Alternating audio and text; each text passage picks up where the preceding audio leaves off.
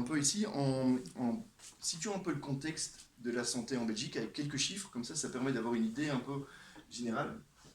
Et donc en Belgique, on a 34% de la population qui est en surpoids. Parmi les employés, ça monte à 38%. D'accord ? Ces 15 dernières années, toutes les maladies qui sont liées au surpoids ont fait qu'augmenter, c'est-à-dire le diabète, l'hypertension, tout ce qui est maladie cardiovasculaire, ça a augmenté aussi ces 15 dernières années, et les maladies chroniques. Tout ça, ça a augmenté. Si on regarde un peu les chiffres, le diabète, ça touche 600 000 personnes en Belgique. Certains chiffres disent que ça monte jusqu'à 650 000, on va dire 600 000. Après 65 ans, une personne sur 10 sera touchée par le diabète de type 2. Quand on est diabétique, on a 2 à 3 fois plus de chances de mourir d'un infarctus. Ça dit pas de chance. Vraiment ? Ouais. Ça lâche. Le risque de mourir d'un infarctus. L'hypertension, c'est 2,5 millions de personnes en Belgique. Les maladies cardiovasculaires, c'est 31 000 décès par an en Belgique. Okay. Les maladies chroniques, ça touche un quart de la population. Donc c'est des mots qui font de maladies chroniques, mais qui continuent comme ça tout le temps et qu'on a du mal à soigner. On pourrait prendre plein d'autres choses comme ça. Le cholestérol, un taux élevé de mauvais cholestérol, c'est 5 millions de personnes en Belgique. Un homme sur 3 et une femme sur 4 va, avant ses 75 ans, être confronté au cancer. Ça met l'ambiance, c'est difficile. Mais c'est pour avoir un peu le contexte. Il y a 4 millions de personnes qui ont un taux d'activité physique qui est trop bas. Il y a 2,8 millions de fumeurs en Belgique. Il y a seulement 10% des Belges qui disent assez dormir, qui ont l'impression d'avoir assez de sommeil. 90%, il n'y a pas assez de sommeil. Il y a 3 quarts des Belges qui disent souffrir d'insomnie. On peut en avoir plein. Il y a 21% des travailleurs qui sont stressés au travail. Parmi les plus de 15 ans, 7% va être touchés par la dépression. Voilà un peu le contexte de la santé en Belgique. Il y a quelques temps, c'était en février, le Juif l'Express faisait un article là-dessus, et il titrait, j'ai repris la dépêche ici, « Le bien-être global des Belges a reculé entre 2005 et 2016, selon une étude du Bureau fédéral du plan. Ce dernier attribue ce recul à une détérioration de l'état de santé des Belges. » Donc cette mauvaise santé généralisée a un impact direct sur le bien-être. Okay. Et pour commencer là, je voudrais vous familiariser avec un concept qu'on utilise beaucoup dans notre suite, qui est l'idée qu'il y a un continuum entre la maladie, sickness en anglais, disons l'état de bien-être, wellness, et l'état où on est en bonne condition physique, fitness. Okay. C'est le continuum sickness, wellness, fitness. Okay. L'idée de ce continuum-là, c'est qu'on peut mettre sur cette courbe n'importe quel marqueur de santé, n'importe quel marqueur de performance physique. Si on prend par exemple le rythme cardiaque au repos. Si vous allez voir votre médecin et votre rythme cardiaque au repos, c'est plus ou moins, on va dire, entre 60 et 70, là, c'est bien, il n'y a pas de problème. Wellness, ici, c'est quand vous allez voir votre médecin et qui vous dit « Ok, pas de problème, revenez dans un an. » 60-70, rythme, donc battement par minute, pas de problème. Si ce rythme-là est, par exemple, à 100, là, il y a un problème, c'est que vous êtes malade. Votre corps pompe, il va se fatiguer. Si vous êtes vraiment en super bonne condition physique, et les athlètes de haut niveau ont généralement un cœur qui bat très très lentement, est-ce que quelqu'un a une idée du rythme cardiaque de Usain Bolt au repos? 35. Ouais. 35. Pour avoir une idée, ça fait genre boum boum. Boum boum. Boum boum. Et ça, c'est son cœur au repos. D'accord? Donc, vous voyez, on peut mettre là-dessus. On pourrait prendre plein d'autres choses. On pourrait prendre le taux de masse grasse, par exemple. Si vous avez un taux de masse grasse plus ou moins entre 20 et 24%, vous êtes en bonne santé. Il n'y a rien de trop grave. Si votre taux de masse grasse est plutôt autour des 35-40, là, vous êtes à un niveau de surpoids, puis d'obésité morbide, etc. Il y a un danger. La plupart des athlètes de haut niveau ont un taux de masse grasse qui est en dessous des 10%. On pourrait prendre d'autres choses, on pourrait prendre la tension artérielle, si vous êtes genre, je sais pas, à 13,8, pas trop de problème. Si vous êtes à 14,9 et au-dessus, il y a un problème. Et généralement, on dit que la tension idéale, c'est 12,7. Ouais, on peut mettre n'importe quoi, on peut mettre le taux de triglycérides, glucose, cholestérol, etc. là-dessus. On pourrait faire la même chose avec les performances, les indicateurs de performance physique. Imaginons quelqu'un qui n'est pas capable de soulever la moitié de son poids, l'équivalent de la moitié de son poids. Donc, juste soulever, pas lancer au-dessus de sa tête, juste aller chercher sur le sol l'équivalent de la moitié de son poids. C'est-à-dire que quelqu'un qui fait 70 kg est pas capable de juste soulever un poids de 30-35 kg. C'est-à-dire que si vous avez un enfant de, je sais pas, de 10-11 ans, bah, s'il est tombé, désolé, je ne peux pas te relever. Voilà, c'est qu'il y a un problème, c'est que la personne est blessée ou quelque chose comme ça. Donc, imaginons, la personne ne sait pas prendre la moitié de son body weight.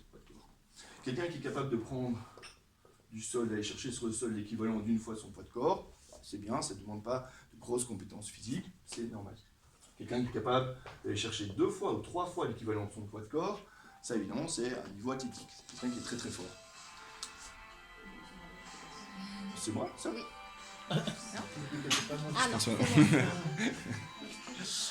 ne fais pas, c'est mon nouveau. On pourrait prendre l'exemple de courir 5000 mètres par exemple. C'est bien fait. Quelqu'un qui court jamais vraiment, mais bon, qui court une fois comme ça de temps à autre et qui n'a pas de gros problème, peut faire ses 5 km en disons 30 minutes. Quelqu'un qui aurait vraiment un problème, qui n'arriverait pas par exemple à courir même pas en 1 heure les 5 km, c'est-à-dire que même en marchant, la personne devrait faire des pauses. Un problème là. Vous avez une idée de en combien de temps court un très bon coureur anglais, par exemple comme Mo Farah? 5000 mètres 16-17. Ouais. 12,59. Ouais, 12,59. Ok. Donc vous voyez, on peut placer tous les indicateurs de santé, les indicateurs de performance physique là-dessus. À votre avis, où se trouve la population belge actuellement? Entre les deux là. Ouais, c'est ça, plutôt ici, par ici. Voilà où on est maintenant. Imaginons maintenant juste une personne. D'accord? On va prendre un exemple, Steve. Il s'appelle Steve et il bosse dans votre boîte. D'accord? Il a 29 ans. Il a un bon poste et tout, donc il vit bien. Il ne fait pas trop attention à ce qu'il mange, il sort, etc. Il a pas d'enfant, donc il fait un peu ce qu'il veut. Il mange vite fait, bien fait, durant la journée, il va chercher des trucs au McDo, je sais pas, des trucs simples et rapides comme ça, parce qu'il bosse beaucoup. Il fait pas de sport, il fume. Il a pris un peu de poids, rien de grave.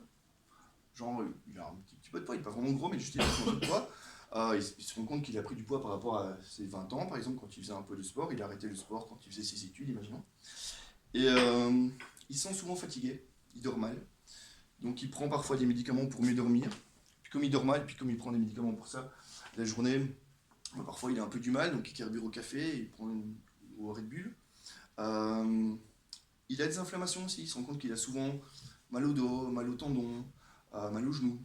Et puis il sent que son système immunitaire n'est pas au top. Souvent, dès qu'il y a un truc qui traîne, il le chope, quoi, un truc un peu contagieux, une grippe ou quoi, c'est pour lui. Et donc il a 29 ans, il va voir son médecin pour voir un peu. Son médecin lui dit, écoute Steve, bon, tu es un peu en surpoids, tu te rends compte, c'est pas très grave, mais tu dois faire attention à ça, tu as vraiment pris au niveau de la sangle abdominale là, donc probablement que c'est parce que tu manges trop sucré, et ça confirme un peu ce que je vois sur ta prise de sang. Il semblerait que tu aies un taux d'insuline trop élevé dans le sang, de manière chronique, c'est ce qu'on appelle l'hyperinsulinémie. Donc tu as un état de prédiabète, ça peut être problématique, et puis ta tension est un peu trop élevée aussi. Bref, il faut que tu fasses gaffe, il faut que tu te reprennes en main. Tu as 29 ans, si tu continues comme ça et que tu fais rien, quand tu vas arriver à 40, il y aura vraiment un problème. Donc Steve se met au crossfit. Il vient à CrossFit Nivelles, il s'entraîne, il kiffe à fond, il accroche directement, il se fait des amis, etc. Il vient 2 à 3 fois à semaine, ça marche super bien. Il perd du poids, ok. En 2 ans, il a clairement perdu 10 kg de masse grasse. Il a déjà perdu dès le début, mais il l'a maintenu, quoi. Il dort beaucoup mieux. Il dort 8 heures par jour, enfin par nuit, quoi. Il fait donc avec ses potes et avec les autres de votre boîte, avec ses collègues, il se lance dans des petits défis. Il fait la Spartan Race, la Gladiator Run, Strongman Race, etc. Toutes ces courses-là, il kiffe à fond. Et puis il fait le semi-marathon de Nivelles avec les autres de sa boîte. enfin de votre boîte, et donc c'est cool parce que tout le monde a le t-shirt, etc. Et pour lui, c'était vraiment un défi parce qu'il se serait jamais pensé capable de courir ces 21 km, et il y arrive. C'est cool. Et donc, il a 31 ans, il est en meilleure condition physique que quand il en avait 29, peut-être même que quand il en avait 25 ou 20. Et donc, il était plutôt ici, comme l'ensemble de la population belge, et en 2 ans, il a avancé et s'est retrouvé, imaginons, il était ici, en meilleure condition physique que la moyenne de la population. Il allait vraiment vers un état plus athlétique, en meilleure condition physique. Et puis, les choses de la vie se passent, il a plus de responsabilités dans votre boîte, du coup, plus de stress aussi. Et puis, les choses se passent, et sa femme qu'il a rencontrée là, quand il s'est entraîné à CrossFit Nivelles, il y a 2 ans, elle accouche, et elle accouche de jumeaux. Bam. Ok. Qui a des enfants ici? Des jumeaux. Des jumeaux? Ok, bon. Donc, moi j'en ai 2 aussi. Donc, du coup, pas jumeaux, mais 2 enfants. Donc, on sait bien, c'est plein de bonheur, etc. Mais c'est aussi plein de manque de sommeil, plein de stress, etc. Et donc, Steve s'est plus s'entraîner comme il voulait s'entraîner. Il n'a plus le temps, non seulement parce qu'il bosse plus pour vous, mais en plus avec des jumeaux, etc. Donc, du coup, il s'entraîne moins. Okay, il dort moins bien aussi, forcément. Il dort plus 8 heures, il dort 5 heures. Et encore, c'est 5 heures, biberon, 1 heure, couche, 2 heures. Et ça, tout le monde sait bien que ça fait pas 5 heures, quoi. Et donc, et le soir, quand il est fatigué avec sa femme, il s'écroule devant la télé. Et ils n'ont plus le courage de se faire à manger quand les jumeaux sont au lit, etc. Ils se réchauffent juste des pizzas. Donc, ils mangent moins bien aussi. Bon, donc, du coup, il va reculer probablement. Il va repartir dans ce sens-là. Ok ? Et peut-être qu'il va arriver ici, au final. D'accord? Et l'idée, c'est ça. Plus il a été loin, là, plus s'il recule, bah, il revient, mais pas jusque-là. Et si, imaginez un peu, c'est ça l'idée, s'il était parti de là, imaginons, à 31 ans, il était toujours ici. Et puis ça arrive. Plus de stress, et le stress, c'est catastrophique pour la santé. Plus de stress, les jumeaux, etc. Bah, il serait descendu ici. Et s'il parcourt la même distance, bah, il se retrouve là, un état de maladie, c'est l'arrêt de travail, c'est le burn-out, des choses comme ça. Et donc l'idée, et si vous retenez vraiment une seule chose de cette présentation ici, si vous repartez avec ça, avec l'idée que, enfin je serais content, si vous repartez avec l'idée que améliorer sa condition physique, c'est le meilleur rempart contre la maladie. D'accord? Améliorer sa condition physique, c'est le meilleur rempart contre la maladie. Plus proche vous êtes de l'état de condition physique ici, au plus loin vous êtes de l'état de maladie. Parce qu'il faut à chaque fois reparcourir tout le chemin-là. C'est très rare de passer directement.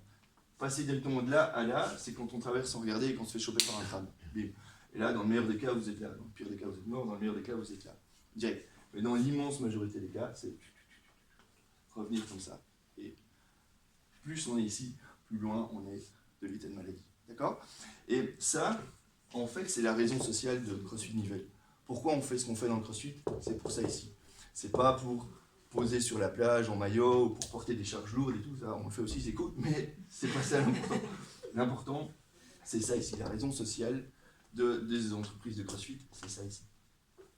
Alors, ça c'est ce qu'on fait, enfin ce qu'on veut faire. Alors comment on le fait concrètement? Je vais vous parler de 2 choses. Je vais vous parler d'abord d'alimentation et puis après d'activité physique. Alors, et c'est pas pour rien si je commence par l'alimentation. On va essayer de manger le plus naturellement possible, comme on a mangé durant 10 millions d'années, parce que du coup, notre corps a évolué génération après génération comme ça pendant 10 millions d'années, par rapport à des choses qu'on pouvait trouver à manger, et donc on s'est adapté à ça. Si je fais une ligne du temps ici, okay, nous on est là, maintenant ça c'est le présent, et on pourrait partir d'ici, il y a 2,5 millions d'années, avec Homo habilis. Homo habilis, c'est lui qui, son cerveau devient comme le nôtre, donc il commence à créer ses outils, d'où le habilis. On pourrait partir d'avant avec Homo erectus, Homo afarensis, etc. Mais partons juste de là. Si on doit couper un peu la ligne du temps en 2, il y a 2 grandes périodes. La première période, donc qui partait déjà d'avant, jusqu'à il y a à peine 10 000 ans ici, c'est la période qu'on appelle la période paléolithique. Et pendant cette période paléolithique, on est des nomades chasseurs-cueilleurs, c'est-à-dire qu'on peut juste manger, on mange juste qu'on peut chasser, pêcher, cueillir et ramasser. Juste ça. D'accord ? Et puis il y a 10 000 ans, je vous le fais très rapidement, il y a des changements climatiques, on commence à rester au même endroit, on sédentarise, c'est le début de la sédentarisation, on n'est plus des nomades, et donc c'est le début du néolithique. Comme on reste au même endroit, on cultive la terre, et donc l'agriculture, c'est ici, il y a à peine 10 000 ans. Avant ça, on ne connaissait pas. L'agriculture et l'élevage. Alors, notre ADN, il évolue, hein, il évolue depuis bien avant. ans, il continue à évoluer, mais en 10 000 ans, c'est très très court à l'échelle de l'ADN. Donc on considère que notre différence d'ADN par rapport à la période paléolithique, elle est à peine de 0,05%. En gros, on a le même ADN que nos ancêtres chasseurs-cueilleurs, le même corps qu'eux, sauf qu'on vit tout à fait différemment et on mange différemment. Et ça pose un ensemble de problèmes que je vais essayer de résumer avec les 3 macronutriments. 1, le sucre. En règle générale, on mange trop de sucre, et surtout trop de sucre rapide. Si on regarde ce qui se passe dans notre corps quand on mange du sucre, ça c'est la glycémie, donc le taux de sucre dans le sang, ça c'est le temps, la journée qui évolue. Le corps est très doué pour amener toujours les choses à un état d'équilibre. Parce qu'en fait, si on s'écarte de cet équilibre, on meurt. Donc, il y a un taux de sucre, disons, idéal d'équilibre dans le sang. Si on va trop au-dessus, trop de sucre, on risque de mourir. Plus du tout assez de sucre, on risque de mourir aussi. Donc, le corps a des mécanismes pour amener à l'équilibre. Si on part d'une situation d'équilibre et qu'on mange un plat très sucré, imaginons vous mangez des tartines au chocolat, des croissants, des frites, des cookies, un gâteau, je ne sais pas, votre taux de sucre augmente. Donc le corps va produire une hormone pour faire diminuer le taux de sucre, qui s'appelle l'insuline et qui fait chuter votre taux de sucre. Vous êtes là. Votre journée, elle évolue. Si vous continuez à manger, comme la plupart des gens, toutes les 3-4 heures, okay, les heures sont ici, vous allez remanger. Si vous remangez de nouveau quelque chose de très sucré, votre taux de sucre augmente, ça remonte. Pic d'insuline pour faire chuter le taux de sucre, ça descend. Okay. Si vous avez constamment ces pics de sucre et ces pics d'insuline, il y a 2 risques. 1, l'insuline, c'est une hormone de stockage. Donc c'est une hormone qui va dire à votre corps de stocker les sucres en trop sous forme de tissu adipeux au niveau de la sangle abdominale, typiquement. C'est pour ça que le médecin de Steve lui avait dit la graisse au niveau de ton ventre, là, ça correspond à ma prise de sang où tu as trop d'insuline, où je vois que tu as trop d'insuline dans le sang. Donc, trop d'insuline, c'est prendre de la masse grasse ici. L'autre risque, c'est qu'à un moment, le corps en fait, ne réagisse plus à l'insuline. Et que donc, il faille que le corps ait toujours à décharger plus d'insuline pour faire réagir les cellules. Et donc, les cellules ne réagissent plus à l'insuline. On dit qu'elles résistent à l'insuline. Et la résistance à l'insuline, c'est la définition du diabète de type 2. Donc, vous risquez de développer un diabète de type 2. Du coup, ce qu'on va essayer de faire, c'est de manger des aliments qui ont un index glycémique moins élevé. L'index glycémique, c'est la rapidité avec laquelle le sucre va arriver et va faire monter, la rapidité avec laquelle l'aliment va faire augmenter votre taux de sucre dans le sang. Et donc, on va essayer d'avoir des aliments à index glycémique plus bas. Si on veut avoir quelques idées comme ça, donc prenons un contre-exemple. Les frites, 95. Index glycémique super élevé. Ça va de 0 à 100, 95 c'est élevé. Après, je pense qu'il n'y a personne qui pense que manger des frites tous les jours serait une bonne chose. Si on prend l'exemple des pâtes, ça va dépendre un peu des types de pâtes, des cuissons, etc.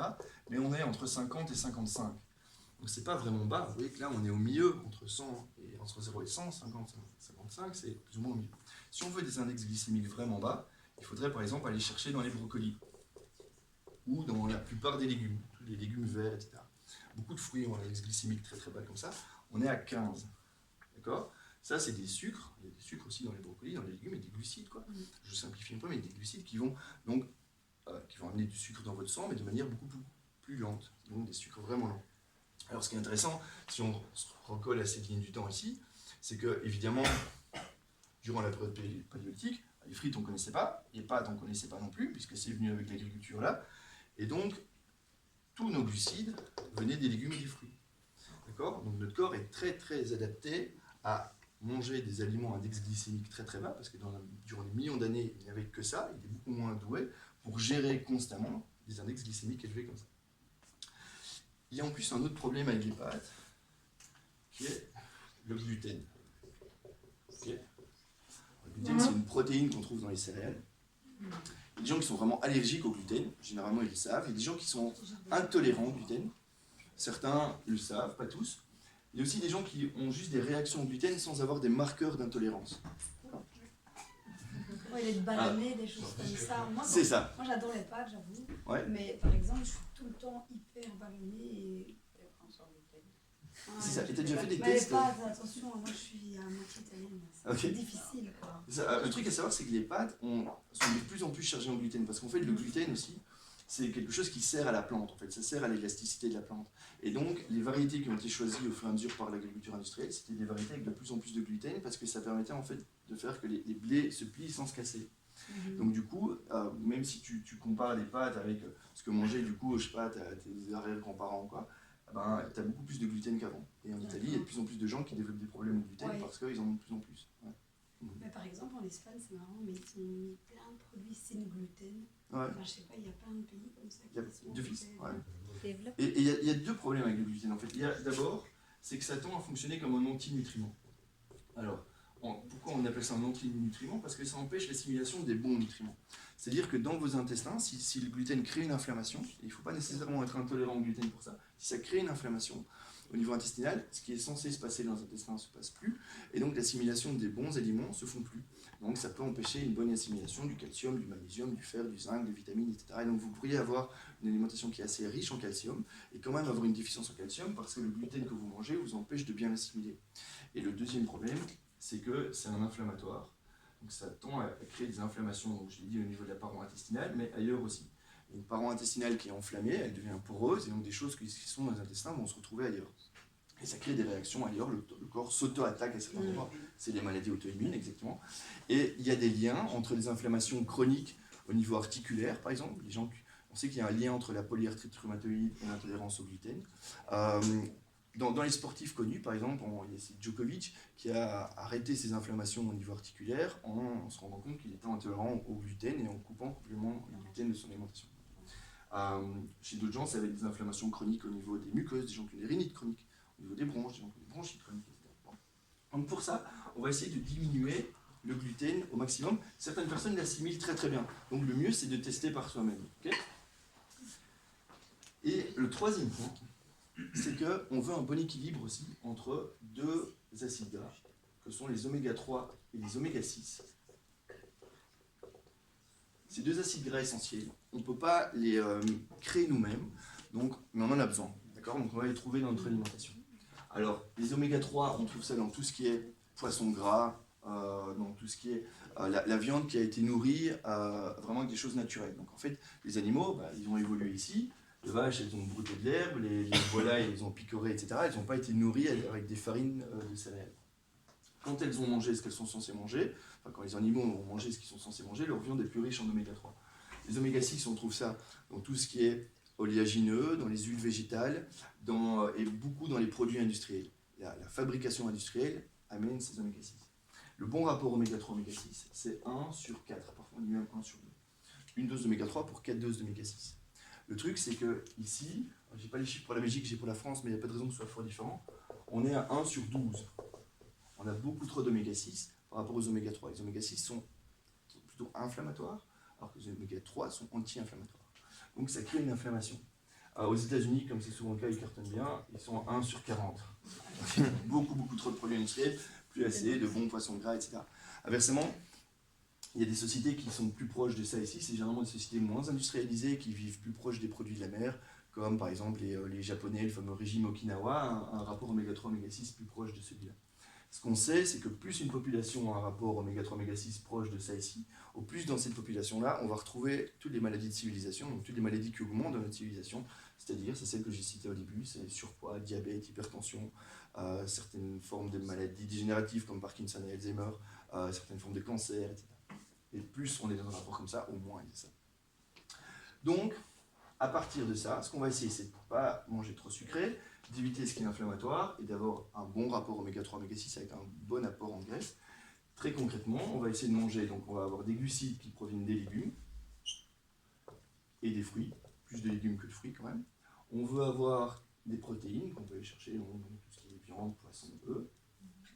Et alors, on a besoin de lipides, de bonnes graisses, ça peut être tout ce qui est noix, amandes, etc. Très bien. Les olives, du coup l'huile d'olive aussi, très bien. Tout ce qui est lié à la noix de coco, c'est aussi une très bonne source de gras. C'est des graisses qui sont très proches de celles de notre corps et donc on les assimile vraiment très très bien. L'avocat aussi, très bien. Voilà un peu ce qu'on va préconiser au niveau alimentation. Dans le CrossFit, on dit ça c'est la base, c'est ça qu'on fait. On essaie de retirer les féculents, tout ce qui est trop inflammatoire. Okay, et donc c'est pour ça que le petit déjeuner qu'on a fait ce matin, ça prévoyait des fruits, on aurait pu mettre des légumes, c'était plus compliqué, mais des fruits, dont des fruits secs, un peu de produits laitiers, c'est pas tout à fait paléo, mais quand ils sont fermentés, ou quand ils ont été transformés genre du fromage, généralement on les assimile très très bien, entre autres parce que ce qui est dedans, ce qui généralement est problématique, c'est-à-dire le lactose et la caséine sont en partie détruits. Qu'est-ce qu'on a mis ? On a mis un peu de pain gris parce que Certains vont l'assimiler très très bien, donc le mieux c'est d'essayer par soi-même, évidemment. Parce que ce qu'on préconise dans le CrossFit, c'est toujours d'essayer de retirer le pain, les pâtes, etc. pendant 30 jours, et vous voyez ce qui se passe. Puis vous le réintroduisez dans votre alimentation. Si ça fait un gros changement, vous allez vous en rendre compte tout de suite, c'est que vous allez assimiler pas très bien. Si ça change rien, c'est que vous pouvez continuer à manger ça. C'est sûr que le pain gris, qui a été choisi pour le petit déjeuner ici, c'est beaucoup mieux que du pain blanc parce que l'index glycémique est moins élevé. Voilà, c'est ça. Donc c'est des sucres moins rapides. L'index glycémique est plus bas. La pomme, la patate douce, moi j'entends beaucoup de bien sur Patate son douce, index glycémique qui est bas. Exact. Index glycémique bas, et en plus, c'est plus riche que nos patates ici. En fait, il y a plus de micronutriments dedans. Ouais. Et les céréales, tout ce qui est flocons d'avoine. Flocons d'avoine, c'est flocons d'avoine, c'est un index glycémique relativement bas, par contre, ça peut être inflammatoire. Ah ouais, ok. Quinoa, c'est pas très nutritif. C'est du carton. Le riz, c'est mieux. Ouais. Le riz, c'est un féculent. Le riz, c'est un féculent. L'index glycémique, bon, est plus bas que certains autres. Oui. Il n'y a pas de gluten, ça c'est sûr qu'il n'y a pas de gluten dedans. Il y a une forme de gluten dans le riz, mais parce qu'en fait il y a plusieurs formes de gluten, mais c'est vraiment très peu de gens qui sont allergiques à cette forme-là. Donc ça c'est mieux, ouais. Et tout ce qui est semoule. En fait, tout ça c'est un peu entre. Il faut voir, l'index glycémique, généralement la semoule c'est ça, et il faut voir un peu au cas par cas si vous réagissez de manière inflammatoire à ça ou pas. Okay. Donc c'est le régime paléo, c'est ça? C'est plutôt ça, ouais, c'est cette idée-là. Ok, donc ça, c'est au niveau de l'alimentation. Alors, après, je vous ai aussi parlé d'entraînement, de conditionnement physique. Qu'est-ce qu'on fait concrètement dans le CrossFit? On essaie de faire des mouvements qui sont fonctionnels. Alors, qu'est-ce que ça veut dire des mouvements fonctionnels? Ça veut dire des mouvements qui ont une fonction, qui servent à quelque chose hors des salles de sport, qui ont une utilité. Si je vous demande de vous relever là d'un coup, vous allez faire un squat. Le squat, c'est pas quelque chose qu'on a inventé dans le sport, c'est quelque chose qui existe dans la vie quotidienne. Si je dois aller ramasser mon marqueur qui est là, je vais faire ce qu'on appelle un deadlift, soulevé de terre en français, c'est pas quelque chose de nouveau qui est inventé pour le sport, c'est quelque chose qu'on trouve dans la vie quotidienne. A l'inverse, il y a peu de chances que vous ayez déjà vu en rue quelqu'un qui faisait ça. Okay, ça, c'est un mouvement de bodybuilding, de musculation qui a une utilité par rapport à ça, mais qui ne sert pas dans la vie quotidienne, c'est pas un mouvement fonctionnel, c'est pas quelque chose qu'on fait. On essaye de faire en sorte que nos mouvements soient constamment variés. Pourquoi? D'abord pour ne pas faire toujours la même chose, pour ne pas s'embêter, et aussi parce que du coup ça permet d'être le plus complet possible. Et le but du CrossFit c'est ça, c'est d'arriver à être le plus complet possible, de travailler toutes les compétences, vitesse, endurance, vitesse, agilité, coordination, force, etc. Du coup on s'inspire de plusieurs choses. On s'inspire de la gymnastique, du mouvement gymnastique, donc qui apprennent à bouger son corps dans l'espace, faire des pompes, des tractions, des sauts, des choses aux anneaux, etc. Des mouvements qui viennent plutôt de l'haltérophilie, c'est-à-dire porter une charge. Et donc, non seulement on apprend à bouger son corps dans l'espace, mais en portant une charge dans l'espace. Et donc, on utilise des barres, on utilise des haltères, on utilise des kettlebells. Je ne sais pas si vous avez déjà vu, c'est des grosses boules avec une anse dessus. Donc, on utilise des charges différentes comme ça. Puis, on a des mouvements plus cycliques aussi. En gros, c'est courir, faire de la corde à sauter, du rameur. C'est quand on fait toujours le même mouvement comme ça. Ça pourrait être de la natation aussi. C'est plus compliqué à mettre en place dans les salles CrossFit. Mais bon, on a fait par exemple un événement, nous, avec la piscine ici de Nivelles. Donc ça rentre tout à fait dedans. Dans les compétitions CrossFit, il y a généralement de la natation aussi. Donc on essaie vraiment de varier tout le temps. On essaie de faire des efforts différents aussi. Et je ne sais pas si vous êtes un peu familier avec ce qu'on appelle les filières énergétiques. Okay, en 2 mots, vraiment en très simple, c'est l'idée que notre corps peut produire de l'énergie de plein de manières différentes. Donc il peut produire des efforts très courts et intenses. Donc ici c'est l'énergie qui est produite, et ici c'est le temps.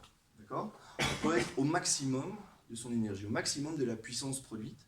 C'est par exemple si vous courez le plus vite que vous pouvez. Vous êtes à votre maximum, vous ne pouvez pas courir plus vite. Quelle que soit la vitesse à laquelle vous courez, c'est votre maximum à vous. Vous êtes vraiment à 100%. Ça, vous allez arriver à tenir ça plus ou moins 10 secondes. Donc, cette première filière qu'on appelle anaérobie alactique, anaérobie parce que ce n'est pas en présence d'oxygène, alactique parce qu'on ne produit pas d'acide lactique, elle a un pic plus ou moins à 10 secondes. On a une autre filière qui permet de faire un effort un peu moins fort, on va dire. On peut arriver jusqu'à 70% de sa puissance maximale produite. Mais on peut la garder un peu plus longtemps, et elle a un pic plus ou moins à 1 minute. Okay, c'est un coureur de 400 mètres par exemple, il court à sa vitesse de 400 mètres, et puis après la minute il commence à ralentir. Et puis on a une autre filière qui continue aussi longtemps qu'on peut le calculer, c'est ce que vous utilisez là maintenant. Au maximum on produit 30%, Et c'est tous les efforts plus longs, donc c'est 1 km, 5 km, 10 km, 42 km, 100 km. Et c'est la filière aérobie, c'est en présence d'oxygène. Celle-ci, j'avais dit, c'est anaérobie lactique. De nouveau, c'est pas en présence d'oxygène, mais là, on produit de l'acide lactique.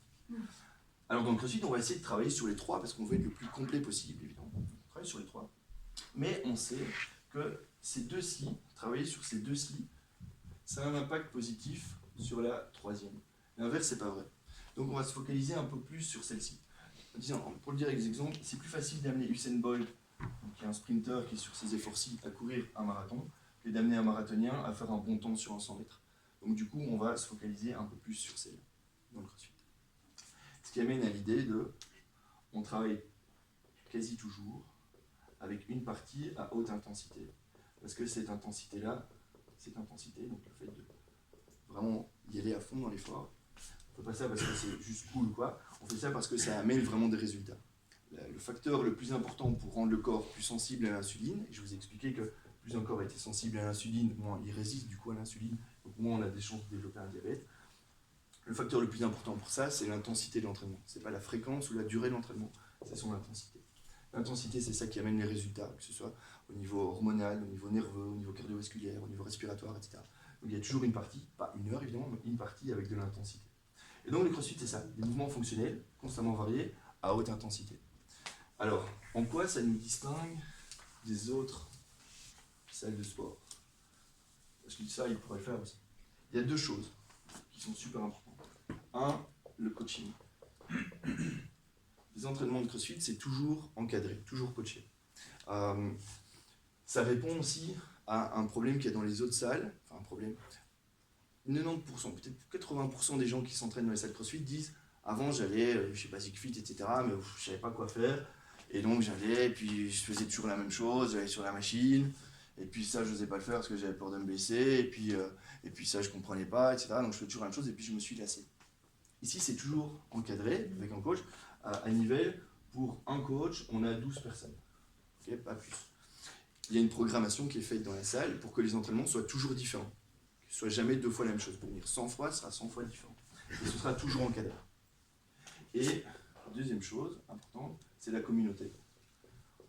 Même si on est tout seul, si on veut, on vient s'entraîner tout seul, mais finalement on s'entraîne toujours avec d'autres gens, c'est toujours en groupe. Et puis, les gens ne sont pas obligés d'être toujours ensemble, mais concrètement, c'est plus ou moins ce qui arrive parce que les gens casent leur entraînement dans leur semaine, et puis vous savez bien comment c'est une semaine compliquée, chargée quand on a des enfants, on a son boulot, et puis après on sait que là il faut conduire un au foot, l'autre au solfège, l'autre à la danse, etc. Et puis on a un créneau où on peut aller s'entraîner, donc on va toujours s'entraîner à ce moment-là, et tout le monde fait la même chose, donc on se retrouve toujours avec les mêmes. Et donc ça c'est super important aussi, de nouveau dans les salles classiques, les gens disent je connaissais personne, j'allais avec mes écouteurs, je faisais mon rameur ou mon jogging, je m'emmerdais un peu. Et là, ils sont vraiment des amis, ils rencontrent vraiment des gens. Et donc du coup, c'est super important pour la motivation au moment même, parce que les autres sont là pour encourager, et puis plus généralement aussi, parce que si quelqu'un vient toujours le vendredi matin, puis un jour il vient pas, les autres lui envoient un message, qu'est-ce que tu fais, t'es sorti hier ou quoi? Donc ça force à venir, on n'a pas envie de ne pas y aller et que les autres nous attendent.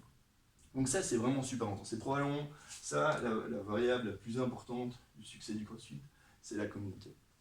Alors, qu'est-ce qu'on a mis en place, nous, à CrossFit Nivelles par rapport à ça? Et pour retomber sur les entreprises, on s'est dit, soit vous pouvez venir vous entraîner et vous allez avoir des conseils sur l'alimentation, etc. Ou on peut essayer d'aller vers vous aussi. Et donc, on a mis en place 2 choses avec Arnaud qui est là. Au niveau alimentation, on a mis en place une marque qui s'appelle OFood, où on fait des plats préparés qui sont selon le modèle paléo qui est là. Et ça c'est assez récent, on a travaillé là-dessus, on a fait depuis un petit temps, on fait des cours de cuisine au food, et on a plusieurs projets, mais le projet le plus récent, là en septembre, c'est des plats préparés qu'on fait, c'est tous les deux, on gère ça, nous qui cuisinons, mais on fait ça, on a lancé ça à 2, et ces plats sont actuellement disponibles dans les Daily Traiteurs. Donc c'est dans la marque Tradition, donc vous en avez ici au Daily Traiteur de Nivelles, qui est un peu notre Daily Traiteur partenaire, parce que vous voyez, on est juste à côté en plus. Donc c'est les plats Tradition, il y en a 4, comme ça. Vous pouvez leur demander si vous ne savez pas, il est mis que c'est sans gluten, il y a une petite affichette ici en tout cas. Et donc c'est des plats qui correspondent exactement à ça, juste des légumes, des fruits secs, de la viande, du poisson, des bonnes graisses, rien d'autre. C'est l'agriculture de Wallonie, c'est des produits frais, c'est de saison, etc. Donc c'est vraiment le plus simple possible, exactement comme on a mangé durant des millions d'années. Donc voilà, ça, on pourrait imaginer des choses avec votre société aussi. c'est tout à fait faisable, et pourquoi pas des livraisons à discuter. Et puis on a lancé aussi un programme qui s'appelle CFN Corporate, où on va directement en entreprise. Parce que du coup on s'est dit, mais ça peut être bien aussi d'aller directement, ça se fait beaucoup aux États-Unis, et donc on le fait. Et on arrive avec notre petit matos et on entraîne les gens en entreprise. Alors, les avantages, c'est qu'il y a le côté coaching, que j'ai mis là, vous êtes vraiment encadré. Il y a le côté communauté, qui est du coup, qui est un côté team building évidemment, parce que ça permet d'entraîner toute l'équipe ensemble. C'est super pratique pour les gens parce que ça veut dire qu'ils font ça sur le temps de midi et puis à 17h30 ils rentrent chez eux et ils se sont déjà entraînés, ils ont leur journée de boulot, leur entraînement, ils peuvent rentrer chez eux, ils ne doivent pas rentrer chez eux, prendre leur sac, partir, s'entraîner et revenir chez eux, etc. Et donc voilà, on a développé ça. Il se fait qu'on n'a aucune société dans Nivelles. Hein. Le plus loin on va à Bruxelles. Bruxelles, on a Halle, on a 7-8 boîtes, mais principalement sur Bruxelles, Halle et un peu du côté des Chaleurs. Voilà. Faut être combien dans l'entreprise? Il n'y a pas de. Il n'y a pas, ouais. On est dans l'entreprise, ils sont 2, ils sont 6. Ah ouais. Et on a fait dans des hangars, dans des bureaux, dans des salles comme ça ici, dans des pièces. Tout est faisable en fait, on est là. Et ouais, n'importe. Il faut une cuisine avec pour chauffer Ah, ou pas? pour manger, ouais, pour ça, il faut les réchauffer. Non, mais par exemple, si vous faites de l'atelier, parce que nous, évidemment, on est ici, Ouais. même fournir tout ce qui est fourniture, à soit, puisqu'on fabrique tout ce qui est vaisselle jetable. Mais si par exemple, vous devez avoir une cuisine pour chauffer vous-même, vous montrez comment. Vous faites un atelier culinaire. Ah, on peut faire ça aussi, on peut faire un atelier culinaire, c'est un chouette truc à organiser au sein d'une entreprise, comme activité un peu de team building. On cuisine tous ensemble, etc. Et puis après on mange ça, c'est un truc. Et il faut une table de cuisine. Alors il faudrait ça, ouais, à voir. Après, nous aussi, on a une cuisine équipée. Beaucoup d'avis. Ah ouais. Oui, si vous êtes ici, vous pouvez aussi faire ça à la salle annuelle où on a une cuisine. Ouais. Et juste pour terminer vraiment, comme ça après si on a des questions-réponses, etc. Puis je pense qu'il y en a qui doivent y aller. Quelques chiffres encore, vraiment juste pour bien comprendre. Au niveau des entreprises, les personnes qui souffrent d'obésité ont 2 fois plus de chances d'avoir, ou de risque, d'avoir un taux d'absentéisme élevé. D'accord ? Sur un programme d'entraînement en entreprise, il suffit qu'il y ait 5 employés pour qu'il y ait déjà un bénéfice pour l'entreprise. Donc il ne faut pas que toute la boîte y participe pour que ça ait un avantage. Aux États-Unis, ils ont fait plein d'études là-dessus. Chaque dollar investi dans l'activité physique par l'entreprise, ça amène un retour de 5 à 6 dollars. Okay. Il suffit que les employés des employés qui pratiquent des entraînements comme ça en entreprise sont 27% moins en arrêt maladie. Okay. Il suffit que ce soit une fois par semaine aussi pour que les jours d'absence, donc juste un jour semaine d'entraînement, un jour semaine, ça amène 5 à 8 jours d'absence en moins, selon les études. Et il y a une étude qui a été faite en France, parce qu'il y en a beaucoup qui ont été faites aux États-Unis, il y en a une qui a été faite en France, qui est, donc du coup on est dans un contexte économique assez plus proche du nôtre. Ça a été fait sur 200 entreprises, okay, 200 entreprises françaises, et ils se sont rendus compte que même avec un investissement faible des sociétés, c'est-à-dire elles ne mettent pas grand-chose, vraiment il y a quelques personnes dans l'entreprise qui s'entraînent un peu, il n'y a pas beaucoup d'espace, pas beaucoup de fois, etc. Ça amène déjà un gain de productivité de 5,7%. Okay. Si l'investissement de l'entreprise est élevé, ça monte jusqu'à 8,6%. Okay. Vous voyez l'intérêt ici, donc ça veut dire qu'on a quelque chose qui est très simple et qui permet d'augmenter la productivité des entreprises de 5,7%. Et je voudrais que vous réfléchissiez à ça. Est-ce qu'il y a autre chose, est-ce que vous connaissez autre chose qui permet d'augmenter la productivité des entreprises de 5,7%? Une mesure qui ferait l'unanimité, prouvée par des études et qu'on aurait sous la main. Et en fait, dans une espèce d'autre vie, j'ai travaillé comme consultant en politique et je travaillais sur des sujets économiques comme les pôles de compétitivité, les clusters en Wallonie, les grappes à l'innovation, etc. Et je peux vous dire qu'il n'y a pas vraiment de mesure prouvée qui peut augmenter la productivité des entreprises de 5,7% même avec un investissement faible. Et donc, on s'est dit, tiens, mais on essaierait, il faut mettre ça en place. Quand on a ici un outil, nous on a tout ce qu'il faut pour arriver à ça. Du coup j'ai contacté la région Wallonne. J'ai téléphoné à la DGO6. Hein, je ne sais pas si vous êtes un peu familier avec comment ça fonctionne. Donc à la région Wallonne, il y a la Direction Générale Opérationnelle, Emploi, Économie, Recherche, la DGO6. J'ai téléphoné, j'ai dit, vous savez quoi? Il y a des programmes cadres européens. Parce qu'il faut savoir qu'il y a des programmes cadres européens avec beaucoup d'argent pour développer le sport en entreprise. Donc j'ai téléphoné à la DGO6 et j'ai dit, voilà, on a quelque chose ici, il y a des fonds européens, on sait quoi faire. Est-ce qu'il y a moyen de mettre quelque chose en place au niveau de la Wallonie? Parce que quand il y a ces programmes cadres européens, il faut qu'il y ait une autorité locale qui reprenne le dispositif, qui mette le dispositif en œuvre au niveau local. On a quelque chose ici qui pourrait vraiment augmenter la productivité des entreprises de 5,7% en Wallonie. Et la personne au téléphone m'a dit, ouais mais ça touche la santé. Ouais. Ah mais la santé c'est pas nous, la santé c'est la Fédération Wallonie-Bruxelles. Ok, cool. J'ai téléphoné à la Fédération Wallonie-Bruxelles. J'ai téléphoné à la Fédération Wallonie-Bruxelles. J'ai dit, vous savez, il y a un programme cadre européen, il faut qu'il y ait une autorité locale qui reprenne ça. Nous, on a des choses ici pour réellement améliorer la santé en entreprise et avoir un impact sur l'économie wallonne de 5,7%. Et la personne au téléphone m'a dit, ouais, mais c'est les entreprises c'est pas nous, c'est la région wallonne, c'est la DGO6. Ok, donc, si on comprend que probablement que la solution ne viendra pas d'en haut, ça veut dire que la solution, elle viendra de vous, en fait. Donc c'est à vous, les dirigeants, les chefs d'entreprise, etc., à prendre des choses en main et à faire le pari de, oui, si on met en place des choses pour améliorer la santé et la condition physique de notre personnel, il y a moyen, même avec un investissement faible, qu'on améliore la productivité de 5,7%. Et c'est comme ça qu'on arrivera à faire changer les choses quand les dirigeants, les chefs d'entreprise, réellement, feront le pari et testeront ça. Voilà. Merci pour votre attention. Il y a le petit déjeuner.